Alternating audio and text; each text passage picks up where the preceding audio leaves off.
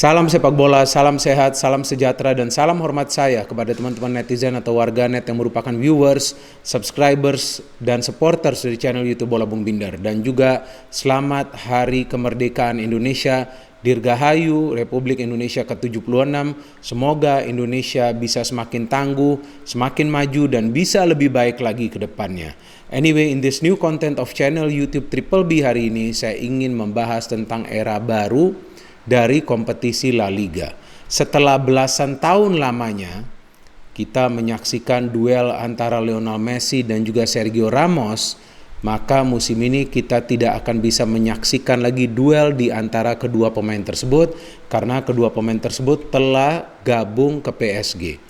Jika sebelumnya Messi dan juga Ramos merupakan rival, namun di musim kompetisi ini Messi dan juga Ramos akan bermain di satu klub, yaitu Paris Saint-Germain. Artinya dari lawan menjadi kawan, dan itu adalah hal yang normal dalam dunia sepak bola.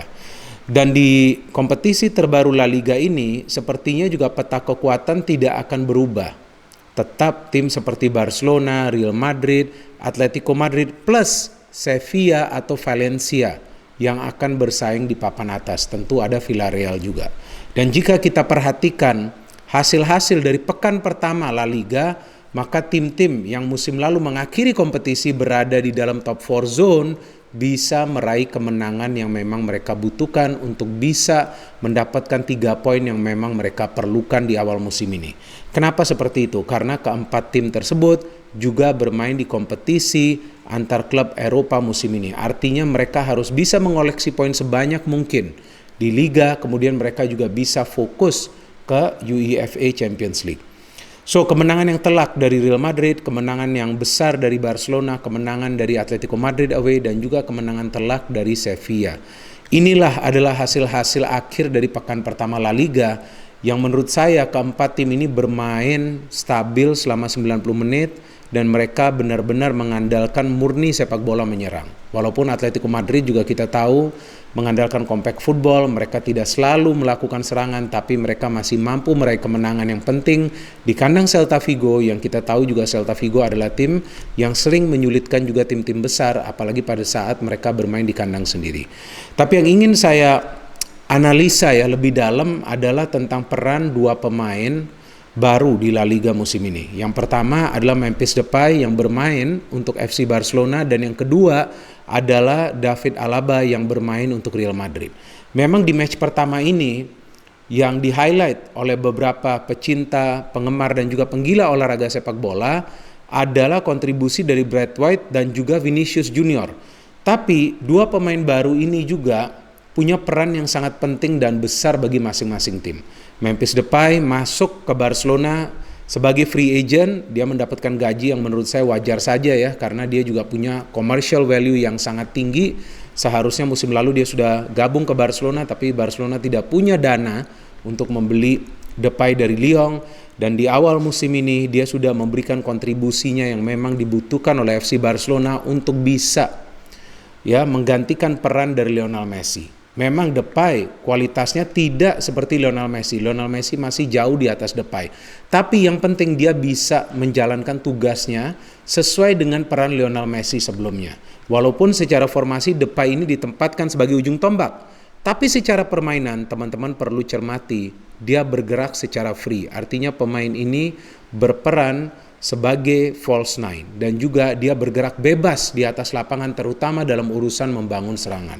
Buktinya apa? Buktinya bahwa Depay menjadi pemain yang banyak dilanggar di pertandingan pertama Barcelona lawan Real Sociedad, dan juga Depay terlibat di proses gol pertama yang dicetak oleh Pique ketika dia mengirimkan umpan, dan juga secara tidak langsung di proses gol kedua pada saat dia pertama-tama mengirimkan umpan ke proses gol kedua, di proses gol ketiga ya, pada saat dia mengirimkan umpan ke Jordi Alba shooting, dan kemudian bola liar tersebut bisa disambar oleh Brad White.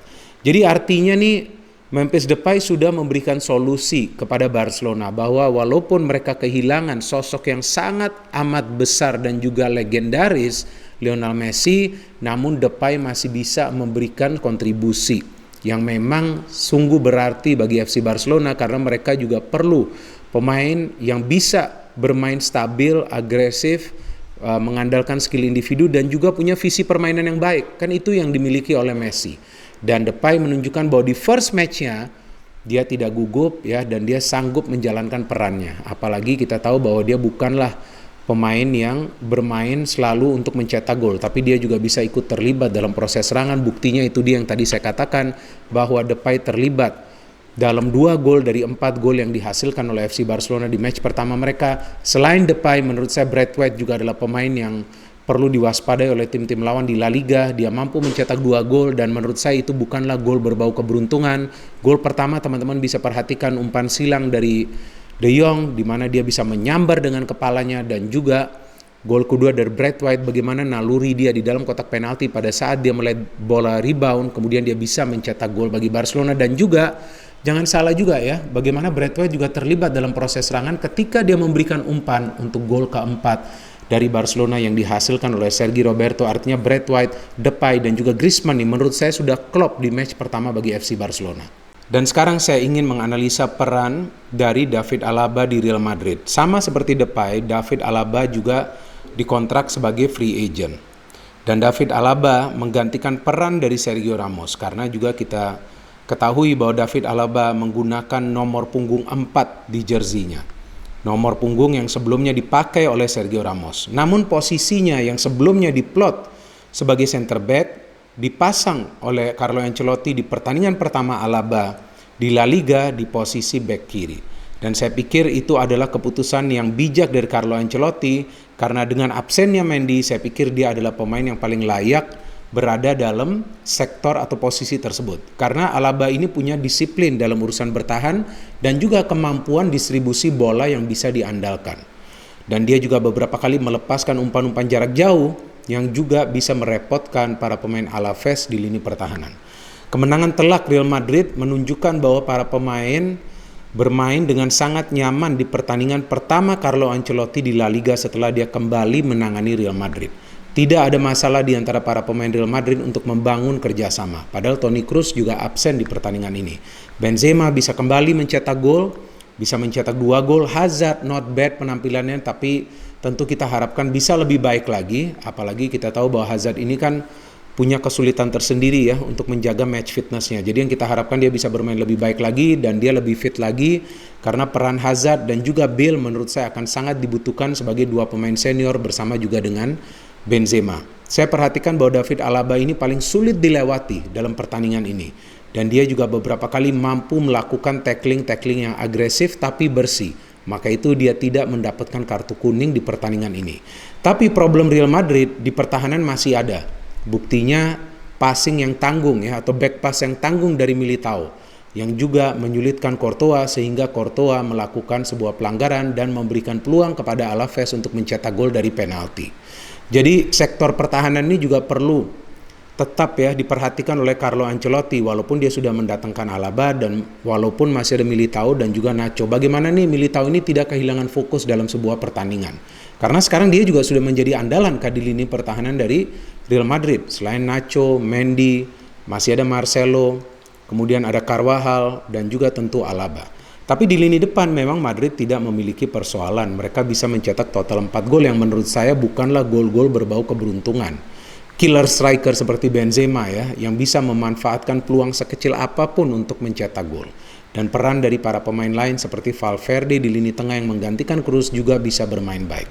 Sangat krusial bagi Valverde menjalankan perannya pada saat Kroos absen, dan Valverde punya speed yang dibutuhkan oleh Madrid pada saat mereka melakukan sebuah serangan balik. Vázquez juga mainnya sangat baik. Jadi memang saya pikir bahwa kemenangan Madrid ini tidak lepas juga dari peran David Alaba yang memberikan 1 assist kepada siapa? Kepada Vinicius Junior yang kita tahu juga sekarang akan sulit mendapatkan tempat di tim inti karena sudah kembalinya Gareth Bale. Dan Vinicius Junior yang masuk sebagai pemain pengganti bisa menjawab kepercayaan yang diberikan oleh Carlo Ancelotti dengan mencetak gol yang indah, umpan yang akurat dari David Alaba yang bisa disundul oleh Vinicius Junior, padahal sangat langka Vinicius Junior itu mencetak gol dengan kepalanya. Artinya selain juga David Alaba dan juga Depay, ada 2 pemain lainnya nih teman-teman yang akan menunjukkan kemampuan mereka, kapasitas mereka, dan juga kredibilitas mereka sebagai salah satu pemain dari klub besar, yaitu Brad White di Barcelona dan juga Vinicius Junior di Real Madrid. Dan saya inginkan bahwa ketika ada El Clasico, ini kan keinginan saya, belum tentu juga keinginan dari Carlo Ancelotti dan juga Koeman, bahwa Brad White dan juga Vinicius Junior dimainkan dari masing-masing tim, bagi masing-masing tim, agar nanti kita bisa melihat juga bagaimana dua pemain yang punya motivasi besar untuk menjadi pemain inti juga bisa memberikan kontribusinya. Jadi kita tunggu saja bagaimana nanti langkah dan sepak terjang ke depannya dari FC Barcelona yang tanpa Lionel Messi dan juga Real Madrid tanpa Sergio Ramos, karena pertandingan awal ini tentu tidak bisa dijadikan patokan bahwa tim ini atau kedua tim ini akan bisa menjalankan musim yang sempurna, tapi mereka perlu mempertahankan konsistensi mereka dalam urusan menyerang dan juga pertahanan itu tetap perlu diwaspadai. Memang Barcelona kemasukan 1 gol dari free kick, 1 gol lagi dari open play. Tapi teman-teman perhatikan, dari open play itu kita tidak melihat ya, pada saat Sociedad mencetak gol ada Pique yang out of position. Kemudian saya melihat Eric Garcia hanya melihat bola dan Emerson Royal terlambat untuk menutup ruang atau untuk mengawasi gerakan dari Lobete yang mencetak gol bagi Sociedad. Jadi Barcelona pun have a minor problem in defense. Tidak seberat Real Madrid. So we wait for the next match of Barcelona and Real Madrid. Sambil saya menunggu juga counter analisa dari teman-teman di kolom komentar di bawah konten ini. No hate, only football. Salam sepak bola.